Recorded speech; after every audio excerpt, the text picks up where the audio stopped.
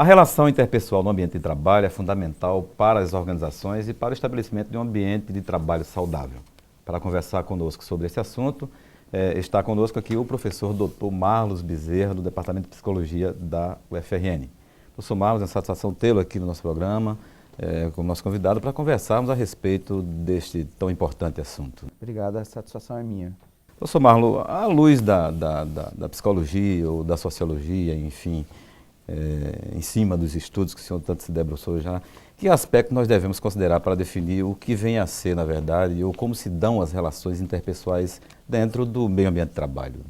O ambiente de trabalho é um espaço onde a gente passa a maior parte do nosso dia, né? Todos nós somos criaturas laborais, então o trabalho acaba sendo muito mais a nossa casa do que verdadeiramente a nossa casa, né? Pois não. Geralmente a gente sai, né, de manhã cedo, só chega em casa à noite quando você tem 40 horas, né, semanais, e isso configura que esse é um espaço de muita convivência, de muita exposição pessoal. Por conta disso, é importante que esse espaço possa ser um espaço mais agradável, mais positivo possível, porque em função dessa estadia, dessa permanência dele, o sujeito tende a desenvolver muitas relações. Essas relações não são do mesmo nível, por exemplo, que a gente tem nas relações familiares, mas são relações que igualmente precisam ter um pouco de atenção e de investimento, porque são pessoas com as quais nós vamos conviver, muitas vezes quando nós somos funcionários públicos, né, 20, 30 anos de carreira.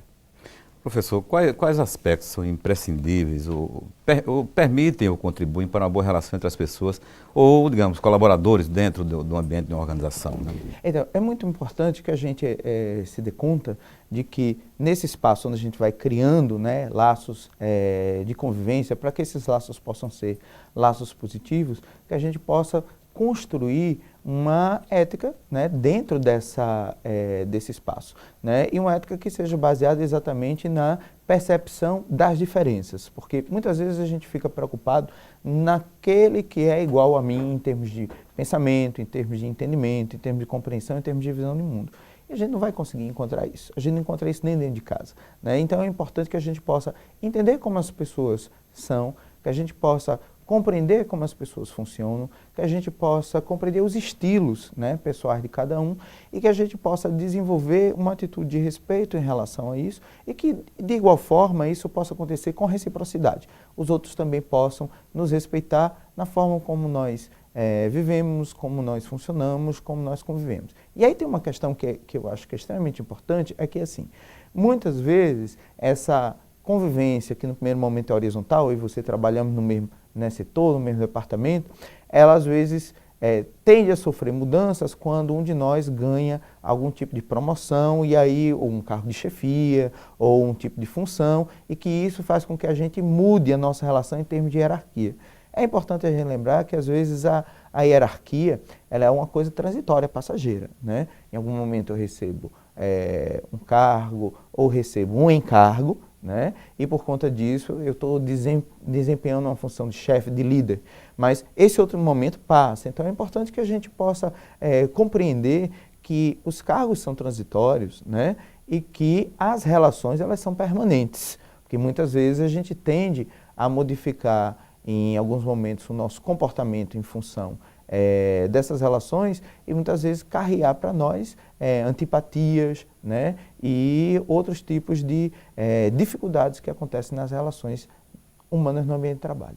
Professor, dessa maneira, então, no ambiente organizacional é importante saber conviver com as pessoas, até mesmo por ser um cenário muito dinâmico que obriga uma intensa interação com os outros, inclusive com as mudanças que ocorrem no entorno, ou seja de processos, cultura, ou até mesmo diante, digamos, de troca de liderança, como você falou agora, né? O que é que podemos dizer mais sobre essa afirmação, principalmente esse aspecto de quando se analisa os processos de trabalho dentro da empresa, né? Uma grande questão que está aí envolvida nos processos de trabalho é que cada vez mais, né, em função de a gente viver uma sociedade da informação, uma sociedade que é baseada num fluxo muito intenso de... Prioriza a comunicação, né? Priorizar a comunicação, nós acabamos percebendo o seguinte, que o trabalho vai se complexificando e as metas, né, de trabalho, elas também vão aumentando muito. Isso causa no trabalhador uma coisa que a gente percebe, que é assim, uma angústia muito grande em função do cumprimento dessas metas. E isso vai acarretando muitas vezes muitas doenças laborais que às vezes são invisíveis do ponto de vista, vamos dizer, biológico, elas são invisíveis, mas que elas vão se tornar muito concretas do ponto de vista mesmo daquilo que a gente chama do aumento do absenteísmo, ou seja, das ausências, das faltas, né, da regularidade dentro da função de trabalho. E aí as doenças não são só físicas, né? Não atingem exatamente somente o corpo, né, o corpo físico. Aí vem as doenças emocionais, as perturbações, digamos, psicológicas e etc. Né? Perfeitamente. Essas perturbações, né, psicológicas e emocionais, de respeito a uma contradição que ela é muito interessante de a gente analisar. Veja, todos nós precisamos ter uma atividade laboral, né? A atividade laboral faz com que a gente se sinta útil, que a gente seja produtivo, que nós nos reconheçamos enquanto membros da sociedade.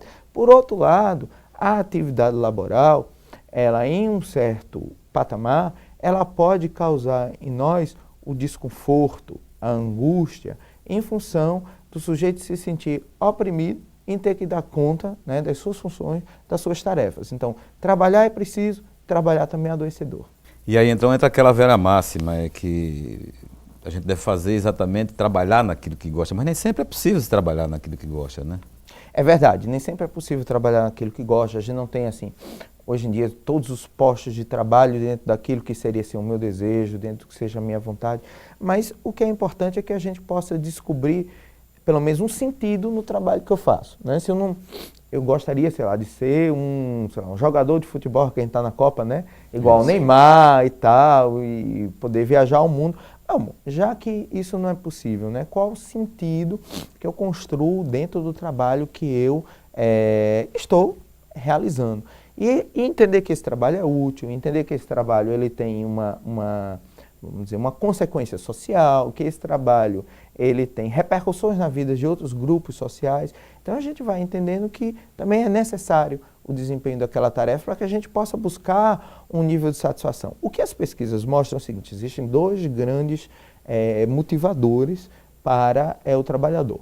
Um é inequívoco, é o salário. E a gente sabe disso porque, inclusive... É o prêmio, né? O prêmio, quer dizer, nós precisamos nos sentir reconhecidos do ponto de vista do nosso esforço, da nossa atividade. Então, o salário é muito importante. Mas existe um outro fator, que é o fator do sujeito descobrindo o sentido daquilo que ele faz.